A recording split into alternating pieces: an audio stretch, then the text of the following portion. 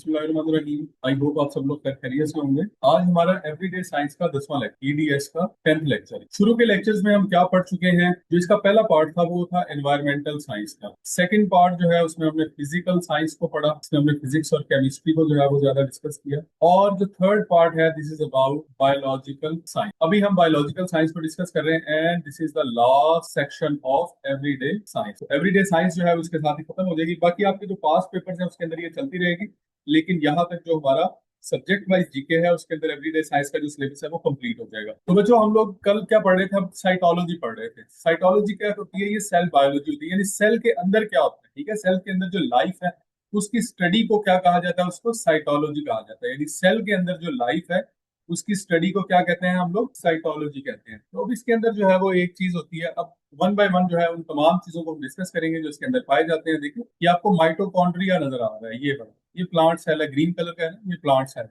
ठीक है, इसी तरह से एनिमल सेल के अंदर भी ये मौजूद होता है, माइटोकॉन्ड्रिया। तो ये क्या होता है? This is power house of cell. तो पावर हाउस है ये सेल का, यानी सेल को पावर प्रोवाइड करता है। और ये सेल्फ रेप्लिकेटिंग होता है, यानी खुद ही मल्टीप्लाई होता चला जाता है। These are small structure inside the cell that produce energy. ये क्या करते हैं जी? एनर्जी प्रोड्यूस करते हैं। इसी हवाले से इसको क्या कहा जाता है कि ये सेल के पावर हाउस है। Every cell needs energy to work. जिस तरह हमारी बॉडी को जो है वो काम करने के लिए एनर्जी की जरूरत होती है, तो इसका मतलब ये है कि हमारी बॉडी की जो सबसे छोटी इकाई है, दैट इज सेल, उसको भी जो है वो एनर्जी की जरूरत होती है काम करने के लिए, work, grow and stay alive. Mitochondria make that energy called ATP. ठीक है, तो माइटोकॉन्ड्रिया उस एनर्जी को प्रोड्यूस करती है जिसको क्या कहा जाता है? उसको एटीपी कहा जाता है। ये एटीपी क्या है? ATP stand for adenosine triphosphate. ठीक है, एनर्जी करेंसी है सेल की। जो एनर्जी की जो करेंसी है ना, एनर्जी की जो इकाई है वो क्या है? ये एटीपी होती है। Mitochondria convert food oxygen into ATP. हम क्या करते हैं? हम खाना खा रहे होते हैं, प्लस हम क्या करते हैं उसके साथ? हम लोग ऑक्सीजन इनटेक कर रहे होते हैं। और माइटोकॉन्ड्रिया क्या करता है? उसको एटीपी में यानी एनर्जी में कन्वर्ट कर रहा होता है। इसी हवाले से जो है हम इसको क्या कहते हैं? This is the power house of the cell. इसके बाद गॉल्जी ऑपरेटर्स हैं, ये गॉल्जी बॉडीज हैं। इसको पोस्ट ऑफिस ऑफ सेल का। सेल का क्या होता है? Post office. पोस्ट ऑफिस का काम क्या होता है? इंफॉर्मेशन एक जगह से दूसरी जगह लेके जाना। Discovered by Camillo Golgi in 1898, receive cell secretion या एंजाइम्स जो होते हैं and transport them outside the cell. की जो अंदर से जो सिक्रीशंस होती हैं उनको इसने रिसीव करना है और उनको सेल से बाहर क्या करना है? ट्रांसपोर्ट करना। यही इसी का काम होता है। इसका मतलब ये है कि इसको हम पोस्ट ऑफिस इसीलिए कहते हैं। पोस्ट ऑफिस भी यही करता है ना कि आपकी जो डाक है आपसे लेता है और जहां बाहर आपने पहुंचानी है वहां पहुंचा देता है। It collects protein and fats made inside of the cell. Cell के अंदर जो प्रोटीन बन रही है, जो फैट बन रही है, उसको क्या करता है? ये कलेक्ट करता है। PACS them into small bags called vesicles में इसको जो है वो पैक कर लेता है। उसके बाद क्या करता है? Sends these packets to different parts of the cell outside the. ठीक है, तो डिफरेंट पार्ट से जो है वो इनको इकट्ठा करके आउटसाइड द सेल जो है वो इनको ट्रांसपोर्ट कर देता है। इसीलिए इसको post office of the cell भी कहा जाता है। अब ये गोल्जी ऑपरेटर्स कहाँ पे आपको नजर आ रहे हैं? ये एनिमल सेल के, प्लांट सेल में देखें तो ये नजर आ रहे हैं, और अगर एनिमल सेल की बात की जाए तो ये आपको नजर आ रहा है। ये तयदार शक्ल है। इसके बाद आ जाते हैं जी सेंट्रोसोम्स। क्या? A small structure found near the nucleus of animal cell. Animal cell के न्यूक्लियस के पास है ना एक छोटा सा स्मॉल स्ट्रक्चर पाया जाता है। ये सिर्फ एनिमल सेल में होता है। ये भी सवाल आपसे पूछा जाता है कि सेंट्रोसोम्स जो है वो कहाँ पाए जाते हैं? तो ये सिर्फ और सिर्फ एनिमल सेल में पाए जाते हैं। कहाँ पाए जाते हैं? सिर्फ और सिर्फ एनिमल सेल में पाए जाते हैं। ठीक है, जिस तरह से सेल वॉल जो है वो सिर्फ प्लांट सेल में पाई जाती है। उसके बाद it acts like a controller और organiser that help the cell during the cell division. ये क्या करता है? सेल की जब डिवीजन हो रही होती है, जब सेल जो है हमें पता है कि सेल कॉपी हो रहे हैं, एक से दूसरे में कन्वर्ट हो रहे होते हैं। ठीक है, एक से दो में डिवाइड हो रहे होते हैं। It contains two small cylinder shape bodies called centrioles. ठीक है, तो ये दो बॉडीज जो है इसकी जो शेप होती है वो इस तरह की होती है कि सिलेंडर टाइप की दो बॉडीज होती है जिनको सेंट्रियोल्स कहा जाता है। ये वाले अगर आप गौर करें तो ये आपको एनिमल सेल के अंदर ये नजर आ रही है। इसकी दो ट्यूब्स आपको नजर आ रही है इस साइड पे। ठीक है, दीज आर कॉल्ड सेंट्रियोल। इसके बाद आ जाता है कि एंडोप्लाज्मिक रेटिकुलम। अब ये एंडोप्लाज्मिक रेटिकुलम जो है वो क्या है, कहाँ पे है? और ये देखें यहाँ पे आपको एंडोप्लाज्मिक रेटिकुलम ये नजर आ रहा है। ठीक है, ये वाला, ये एनिमल सेल में। एंड प्लांट सेल के अंदर आप देखें तो ये एंडोप्लाज्मिक रेटिकुलम ये नजर आ रहा है। इसका मतलब है कि ये दोनों के अंदर मौजूद है। क्या? a network of tubes in a cell that makes and move important substances। ठीक है, एक नेटवर्क ऑफ सेल्स है, ट्यूब्स का, सेल के अंदर, जो कि इंपॉर्टेंट सब्सटेंसेस को जो है वो बनाता है और उनको मूव करता है। Make protein fats and hormones. इसका जो इंपॉर्टेंट काम है वो ये है कि एक तो प्रोटीन बनाता है, ठीक है, फैट बनाता है, और हार्मोन्स जो है वो भी ये बनाता है। डिटॉक्सिफाई हार्मफुल सब्सटेंसेस, और जो हार्मफुल सब्सटेंसेस होते हैं सेल के अंदर उनको डिटॉक्सिफाई करने का काम भी जो है वो एंडोप्लाज्मिक रेटिकुलम ही परफॉर्म कर रहा होता है। फिर आ जाते हैं कि हमारे पास lysosomes, cells recycling and waste disposal, ये वेस्ट को डिस्पोज करने का ये भी काम कर रहे होते हैं। Fill with special chemicals enzymes होते हैं दैट ब्रेक डाउन वेस्ट, ये जो वेस्ट होता है जो भी सेल का उसको ब्रेक डाउन कर देते हैं, ठीक है। Old parts of the cell होते हैं ना, जो सेल के वो पार्ट जो के wear and tear wear out हो जाते हैं, ठीक है।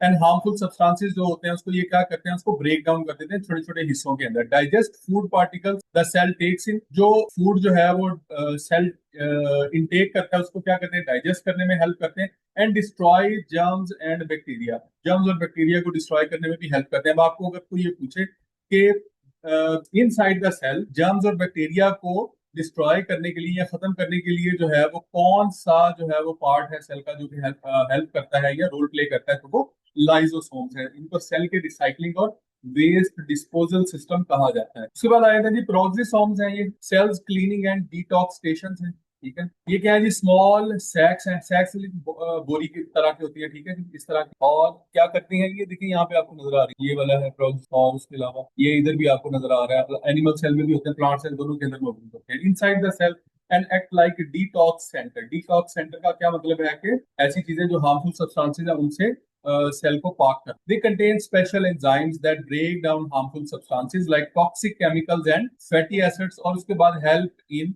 Cell metabolism. सेल के अंदर जो भी केमिकल रिएक्शंस होते हैं उनको मेटाबॉलिज्म कहा जाता है, ठीक है। और उनके अंदर ये क्या करते हैं, उनको हेल्प करते हैं। उसके बाद आते हैं कि राइबोसोम्स, ये प्रोटीन मेकर होते हैं। राइबोसोम का क्या काम होता है, प्रोटीन मेकर है। अगर एनिमल सेल की बात करें तो इसमें आपको राइबोसोम कहाँ नजर आ रहे हैं, ये है। अगर प्लांट सेल की बात करें तो इसके अंदर आपको राइबोसोम कहाँ नजर आ रहे हैं, ये वाले, ये लंबे से जो है ये क्या है, दीज आर दी राइबोसोम। ये क्या है, ये प्रोटीन मेकर है। ये आप बॉडी के अंदर या ये प्लांट के अंदर जो है वो क्या करते हैं, प्रोटीन पैदा करते हैं। Ribosomes are tiny factories inside the cell that make proteins. ये क्या करते हैं जी, प्रोटीन बनाते हैं। हेल्प इन सेल ग्रोथ और रिपेयर, सारी बात है, प्रोटीन जो है वो ग्रोथ और रिपेयर के काम तो फिर आता ही है। Can be free in the cytoplasm, cytoplasm के अंदर ये फ्रीली मूव कर रहे होते हैं, देखिए फ्री मूव कर रहे हैं, किसी चीज के साथ ये जो है वो अटैच नहीं है। Sometimes attach to the endoplasmic reticulum to make proteins for export. बात कभी कभार ऐसा होता है कि एंडोप्लाज्मिक रेटिकुलम के साथ जो है ये अटैच होते हैं, but most of the time it happens कि ये जो है ये फ्रीली जो है वो यहाँ पर मूव कर रहे होते हैं। साइटोप्लाज्म, प्लाज्मोडेस्माटा क्या है जी, cell to cell bridges in the plant cell, ये प्लांट सेल के अंदर पाए जाते हैं, ठीक है। दो सेल के दरमियान, ये एक सेल है और ये दूसरा सेल है, ये प्लांट सेल की बात होती है। इनके दरमियान जो है ना, जो ब्रिज होता है, जो राब्ते का काम करता है, वो क्या होता है, वो plasmodesmata are the tiny channels और tunnels between the plant cells, they connect the cell and let them share materials and messages, ठीक है।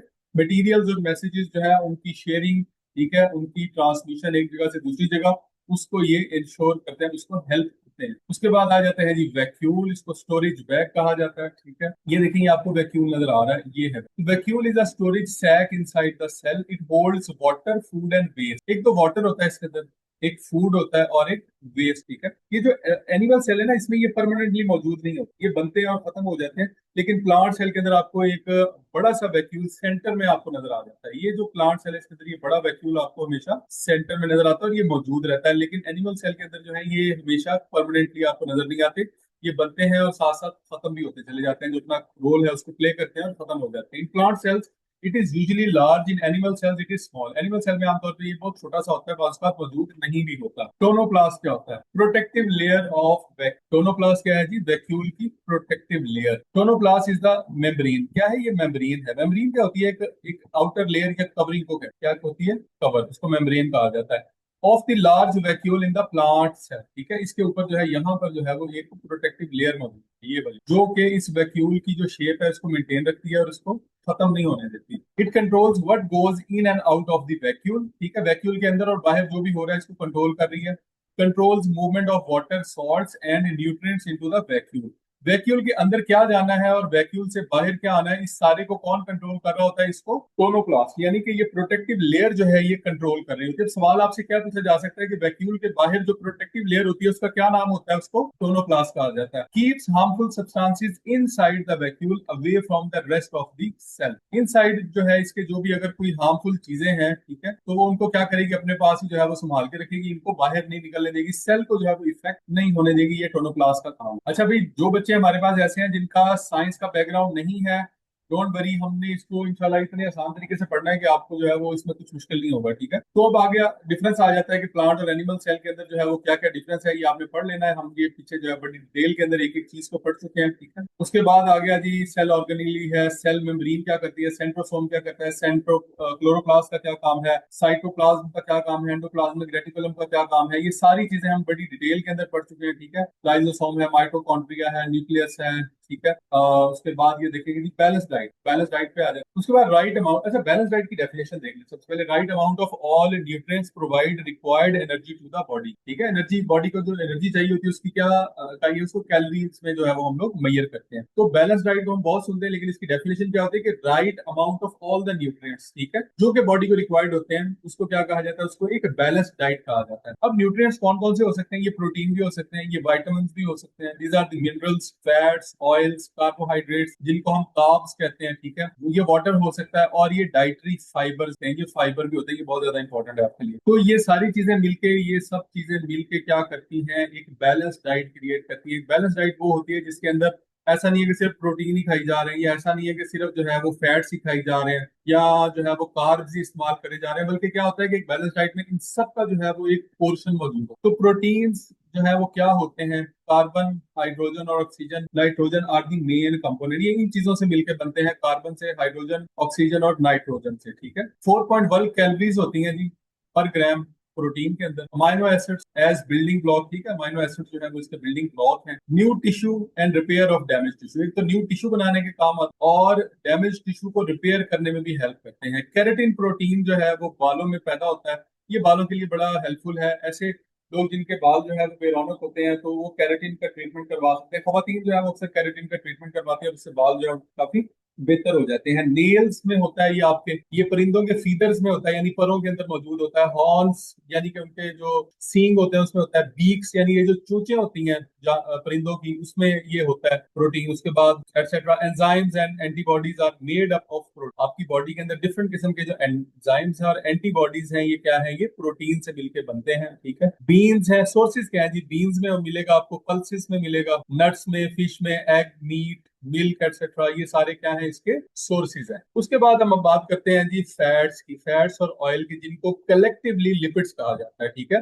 फैट्स और ऑयल दोनों को मिला के हम क्या कहते हैं, इनको हम लिपिड्स कहते हैं। तो आपने देखा होगा, जरा गौर करें कि पर ग्राम में कितनी कैलोरीज होती है, 9.1 कैलोरी है। प्रोटीन में कितनी थी, 4.1। इसका मतलब ये है कि कैलोरी के लिहाज से अगर देखें तो पर ग्राम फैट्स के अंदर जो है वो बहुत ज्यादा कैलोरीज होती है, 9.1 calorie. Fatty acids and glycerols are the building blocks, ये मिला के जो है ये मिल के क्या बनते हैं, फैट्स और ऑयल, फैटी एसिड्स और ग्लाइसरोल। और उसके बाद 9.1 कैलोरीज पर ग्राम है इसमें, ठीक है जी। उसके बाद क्या है हमारे पास, कहाँ चला गया, protect vital organs like heart and kidney, ठीक है। ये जो फैट्स और ऑयल्स हैं, ऐसा नहीं है कि ये बिल्कुल इनका इस्तेमाल जो है वो नहीं करना चाहिए, बल्कि ये हमारे हार्ट के लिए भी जरूरी है और किडनी की हेल्थ के लिए भी ये सारी चीजें जरूरी। उसके बाद हम बात करते हैं कोलेस्ट्रॉल की। कोलेस्ट्रॉल क्या, टाइप ऑफ लिपिड्स, ये भी लिपिड्स की ही एक टाइप है। Help cell membrane form protective layers, ठीक है।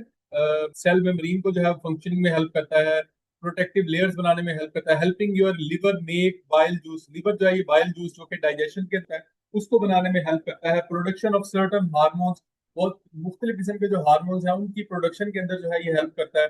इसकी दो तरह की टाइप्स होती हैं, ठीक है। आपने जो है गुड कोलेस्ट्रॉल और एक बैड कोलेस्ट्रॉल सुना होगा, ठीक है। तो ये वही हम पढ़ने के लिए जा रहे हैं। लो डेंसिटी लिपोप्रोटीन्स है और हाई डेंसिटी लिपोप्रोटीन, एलडीएल और एचडीएल, हाई डेंसिटी लिपोप्रोटीन्स और लो डेंसिटी लिपोप्रोटीन। तो लो डेंसिटी लिपोप्रोटीन है, इसको बैड कोलेस्ट्रॉल भी कहा जाता है। Results in plaque, coronary artery disease वगैरह जो हो जाती है इसकी वजह से, प्लाक यानी कि वो जो आपकी वेन्स हैं उसके अंदर जो है वो प्लाक इकट्ठा हो जाता है। High level of cholesterol due to the use of saturated fats, अब ये जो सैचुरेटेड फैट इस्तेमाल करते हैं जैसे घी है, चीज है, कोकोनट ऑयल वगैरह है, उसकी वजह से जो है वो ये क्या है, ये इंक्रीज होता है। अनसैचुरेटेड फैट्स हैं, वेजिटेबल ऑयल है, सनफ्लावर है, ऑलिव ऑयल है, कॉर्न ऑयल, पीनट ऑयल वगैरह, इनके इस्तेमाल से भी जो है वो ये इंक्रीज होता है। हाई डेंसिटी लिपोप्रोटीन है, इसको गुड कोलेस्ट्रॉल कहा जाता है, ठीक है। और ये हेल्प करता है रिमूव करने में एलडीएल को, ठीक है। तो आपके बॉडी के अंदर एक बैलेंस मेंटेन होता है, जब एचडीएल इंक्रीज होता है तो एलडीएल कम हो जाता है, ठीक है। गुड कोलेस्ट्रॉल जब इंक्रीज होता है तो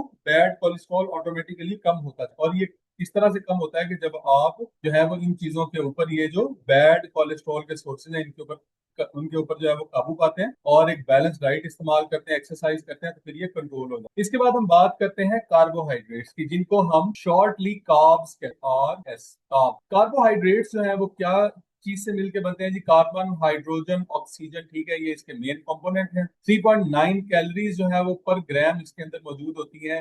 ये चीफ सोर्स ऑफ एनर्जी है, ठीक है, और ये बड़ा रेडी और बड़ा fast source of energy. Cereals हैं आपके, फ्रूट्स हैं, हनी है, मिल्क, पोटैटो, शुगर केन, ये इसके मेन सोर्सेज हैं जी। इन सबसे हमें कार्ब्स मिलते हैं। रोटी भी कार्ब है, ठीक है, राइस भी कार्ब्स है। उसके बाद calories of sorry categories of carbohydrate कौन कौन सी कैटेगरीज हैं? मोनोसेक्राइड्स हैं, डाइसेक्राइड्स, ओलिगोसेक्राइड्स हैं और पॉलीसेक्राइड्स हैं। ये सारी इसकी कैटेगरीज हैं। ये मोनोसेक्राइड जो है इसमें वन मॉलिक्यूल होता है। ये सिंपल शुगर है जिसको राइबोज, ग्लूकोज, फ्रक्टोज और ग्लैक्टोज वगैरह जो है वो कहते हैं, ठीक है। आपसे सवाल कैसे पूछा जाएगा कि ये जो राइबोज है ये क्या किसकी मिसाल है? तो ये मोनोसेक्राइड है, यानी इसमें एक मॉलिक्यूल होता है। ग्लूकोज किसकी मिसाल है? फ्रक्टोज किसकी मिसाल है? गैलेक्टोज किसकी मिसाल है? तो इस तरह से सवाल पूछा जाएगा। डाइसेक्राइड इसमें दो मॉलिक्यूल्स होते हैं, ठीक है, इसमें सुक्रोज, लैक्टोज और माल्टोज आ जाते हैं। ओलिगोसेक्राइड जो है मैनी होते हैं, तीन से 10, ठीक है, और रेफिनोज, स्टाइकोज और वर्बेस्कोज वगैरह जो है वो इसकी मिसालें हैं। उसके बाद है जी पॉलीसेकेराइड, तो स्टार्च है आपके पास, ग्लाइकोजिन है, सेलुलोज है, ठीक है, चिटिन सॉरी काइटन है, उसके बाद पैक्टिन है और इनोलिन वगैरह जो है ये सारी की सारी